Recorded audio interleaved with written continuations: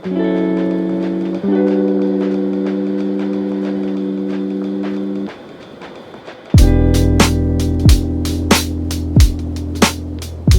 guys, so today I'm going to show you a card trick that looks incredibly fair, but is also surprisingly very easy to do. So without further ado, let's get right into the performance.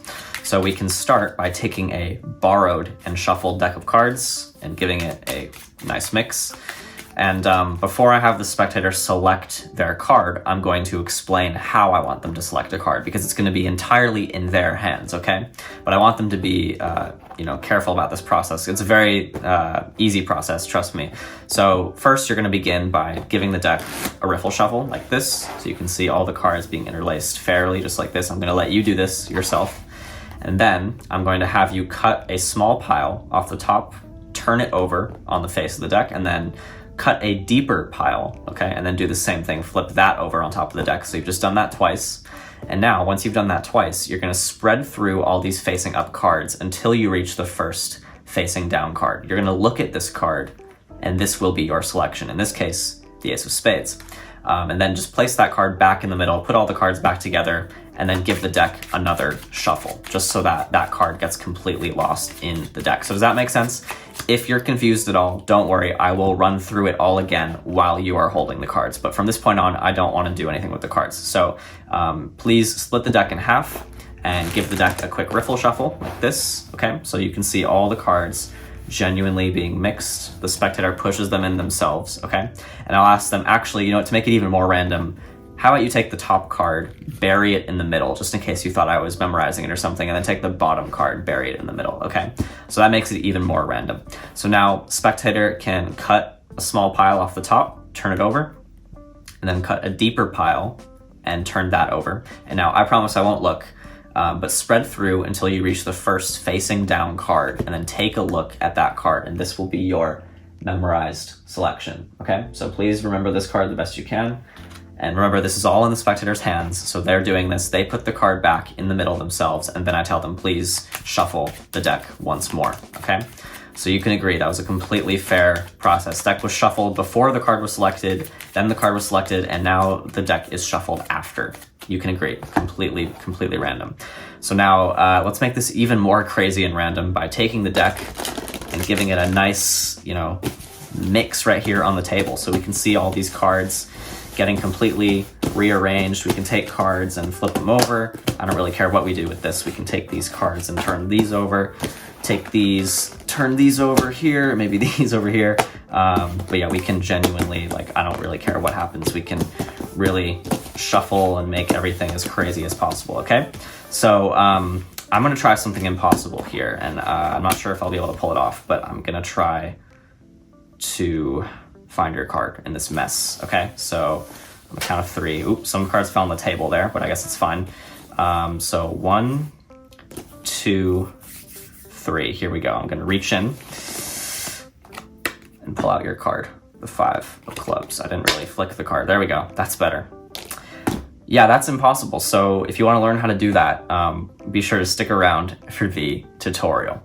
Alright guys, so here's the tutorial for the trick that you just saw. So I hope you enjoyed that performance. This is my take on a very classic beginner card force. Essentially, you are forcing the top card, in this case the King of Hearts. This card will be left on the top. You will cut a small pile and turn it over, cut a bigger pile, turn it over. And what that will do is it will essentially just place the top card, the original top card, as the first facing down card. No matter where they cut, this will be the original top card of the deck, the King of Hearts. So this is a force that I've been doing for many years, and I love showing people this force because it's so easy. This is one of the first things I ever really learned how to do. But I wanted to take this force and make it seem even more fair, something that, you could maybe show to magicians and even potentially fool them as well. This is really designed for anyone who is interested in doing these beginner forces, but just wanting to make them seem a lot more shuffled, more random. I just kind of love throwing all this chaos into the trick because it makes it so much harder to backtrack. Let's get into how this actually works, because I just showed you the basics of the force, but of course I'll go more in depth and show you how you can actually let the spectator shuffle the cards and still be able to pull off this force. So this trick really does begin with a borrowed and shuffled deck of cards. There is no prior setup for this trick.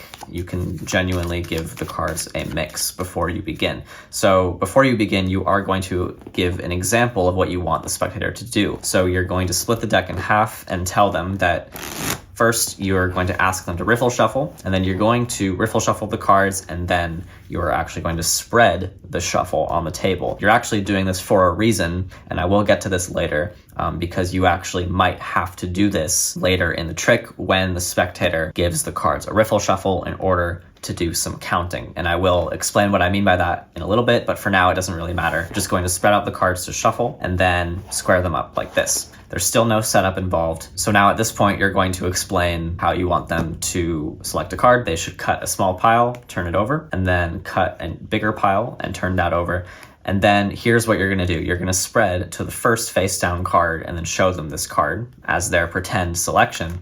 But what you're actually going to be doing is you are actually going to be looking at the last face up card and memorizing that card, because this is actually going to be the spectator's real selection. And that's going to be the last face up card, which is the 6 of diamonds in this case. What I do is I spread through the cards explaining that I want them to look at the last face down card. And what I do is I just very quickly glance, and in the back of my head, I memorize 6 of diamonds. And then what I do is I quickly pull it away and I sort of close my fingers and square up the cards to hide that 6 of diamonds, because I don't want to leave this out jogged when I show the card, because I don't want them to remember this card in any way. I want this card to be completely forgotten from their memory. So I quickly spread, I remember, okay, 6 of diamonds, and now I'm gonna just quickly square up the cards as I turn over this card. And this is a random card, this doesn't matter. All I'm remembering is the 6 of diamonds, because what I'm gonna do now is turn that card back over and then place these cards on the top. And look at that, now my memorized card is going to be on top of the deck. And now you instruct the spectator, after they pick the card, you want them to shuffle the cards again, and you're going to do an overhand shuffle.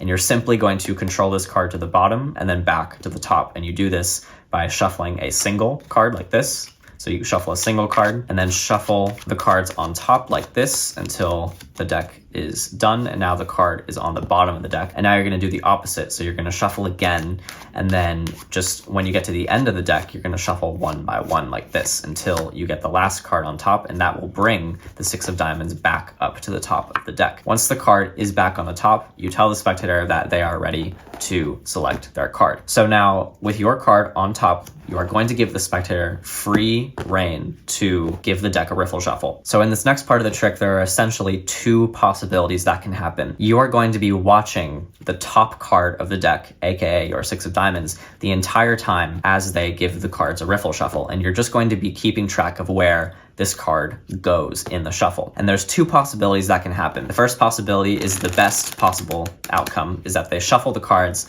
and you notice that the top card remains on top of the deck. Then you can freely tell them to square up the cards and you don't have to do any more rearranging of the cards. But the second possibility is that the card does not end up on top and it ends up somewhere towards the top, but not exactly. So if you notice that the top card gets shuffled into the middle of the deck, all you have to do is just say, in here, I'll actually show you how shuffled the cards are. And what you're gonna do is spread the shuffle on the table. And all you have to do is simply count how many cards are above the top card. And as you can see here, very easy to count because you just see 3 cards are right here on top of the selection. So now you can square this up and very, very fairly have the spectator square up the cards. And now you know that their card is the 4th card down. So all you have to do before you have them do the force is just take 3 cards off the top. So you tell them, you know what, to make this even more fair, why don't you take, 3 cards, and you just sort of make it seem like you're coming up with a random number off the top of your head. I don't know, like 3 cards. But this is a very calculated decision because you need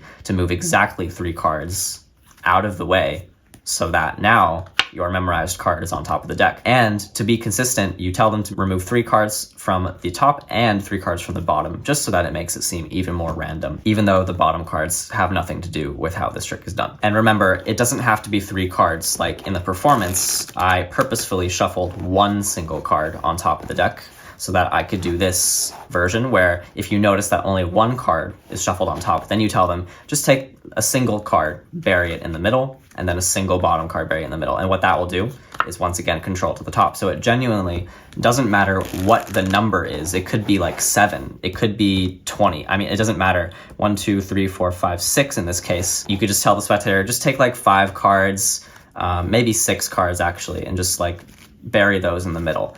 You just count how many cards and then tell them to remove those cards. And it really doesn't matter because the spectator thinks that this is further shuffling the deck. So essentially, once the card has been controlled back to the top of the deck, you now tell them to do the force. So you tell them to cut a small pile, turn it over, and then cut a bigger pile, turn it over, and it's completely up to them where they cut, because now they just spread through until they see the first facing down card, and they will look at this card and remember it. And look at that, it's going to be your memorized card. This is a self-working force. There's no sleight of hand involved in this part of the trick. In their hands, they take the card, they can put it anywhere back in the middle. They don't even have to put it back in the same place. They can put it anywhere. And then you tell them to further shuffle the deck. And they can give it an overhand shuffle, they can give it a riffle shuffle. And it doesn't matter because they've already seen your memorized card, the 6 of diamonds. So it really doesn't matter where that card ends up. At this point in the trick, you can really do anything. You can simply take the cards and look through the deck and just pull out their card if you really wanted to. You could just be like, and that's your card, and that could be the end of the trick. But I just like to do this very chaotic ending where you essentially dribble all the cards onto the table, invite the spectator to help you sort of mess up everything. The method for this is very simple. I'm just going to be looking for their card. So I already know that they picked the 6 of diamonds because I set it up in the deck. So I'm going to look for wherever that card is as I am messing up the cards, and then I'm just going to sort of move this card to a place where I can control it easily. So I might control it over here to the left and make sure that the spectator is playing along with this as well, so that they are distracted by their own cards being mixed over here on this side, while you can go over here and sort of control their selection on this side. And basically what I do is I either will move it to the bottom of a pile like this, and then maybe put it on the top here so I can see very clearly the 6 of diamonds is over here. And then I'll tell the spectator, you can take these, turn them over, just sort of make everything shuffled and mixed up. And then I'll just sort of keep my hand on this card, keep my eyes on this card at all times so that I know where that 6 of diamonds ends up. And then I'll put some cards on top of it just to hide it, but I still know that this is their card right here. I can have the spectator mix these cards in the front, really doesn't matter. But at this point, I will now basically reach in to a random spot, and I know that this is their card, so I can just reach in and pull out their card, the 6 of diamonds. And that is the end of the trick right there. And it looks impossible because it just looks insanely fair how everything was so shuffled in the beginning and also during this part. So yeah, that is the trick. I really hope you guys enjoyed this version of a very simple beginner force. I think it just looks a lot more fair and a lot more shuffled. I love the chaos aspect of it. So yeah, hopefully you guys get some fun reactions while performing this. Let me know how it goes. But yeah, see you guys next time. Bye.